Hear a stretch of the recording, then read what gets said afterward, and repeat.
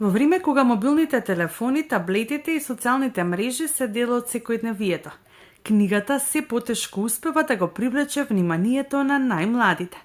Но љубовта кон читањето не се создава преку ноќ. Таа се гради уште од најрана возраст со трпение, пример и подршка од семејството и училиштето. Стручните лица велат дека читањето не е само училишна обврска, туку навика која ја развива фантазијата, го збогатува речникот, го подобрува изразувањето и ги поттикнува концентрацијата и критичкото размислување.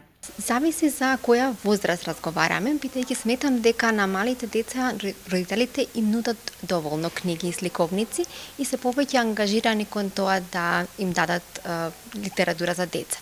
Меѓутоа, кога дечињата влегуваат во училиште, родителите почнуваат да сметаат дека доволно е да се прочитаат лектирите. Моje видување е дека тоа не е доволно и дека треба да се нудат и нови книги кога тие се веќе во школа.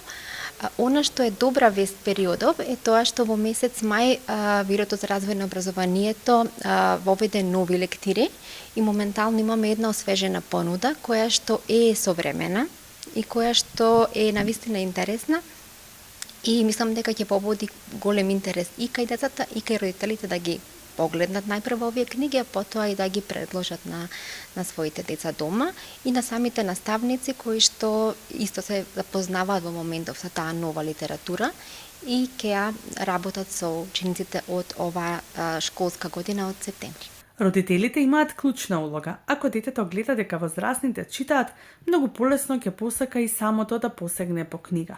Заедничкото читање пред спиење, разговорите за прочитаните приказни и посетите на библиотеки и книжарници можат да го претворат читањето во пријатно семејно искуство. Најпрво да им нудиме книги, како што креираме дигитални содржини за многу други производи за деца, така треба да креираме дигитални содржини за да ги заинтересираме за одредена книга или за многу книги кои што се навистина интересни и моментално ги имаме со преводи на македонски. Еве во моментов тука ја имам и книгата 28 дена од животот на Бурундук, со која што ние ги мотивираме преку да нацртаат самите стрип инспирирани од книгата. Или со некои други книги кои што дури имаме и неми сликовници, каде што немаме зборови, меѓутоа детето разгледувајќи ја книгата има можност само да направи приказна. Наставниците пак може да ја доближат книгата до учениците преку креативни активности, драматизации, разговори за омилените ликови, литературни клубови и средби со писатели. Кога читањето е интересно и интерактивно, децата полесно ја откриваат неговата магија. Важно е изборот на книги да биде според возраста и интересите на детето. Не секое дете сака класични приказни. Некои ќе ги привлечат авантури, други научна фантастика, стрипови или книги со едукативна содржина. Најважно е да се чита со задоволство. Читачките клубови за деца се исто една одлична можност да се вклучат, каде што во група ги работиме како и лектирите, така и сликовниците и голем број други дела за млади на еден интерактивен начин. Малку читаме, разговараме за книгата, правиме некоја креативна изработка. Она што е ново, исто така сега сакаме да ги вклучиме и читачките пакетчиња, каде што книгата ќе оди во едно пакетче, ќе седи кај детето дома и тоа ќе може да запишува за што се работи во романот директно на хартијата тука. И тоа да го потсетува кога му доаѓаат другарчиња дома да го видат тоа, да се инспирираат и тие.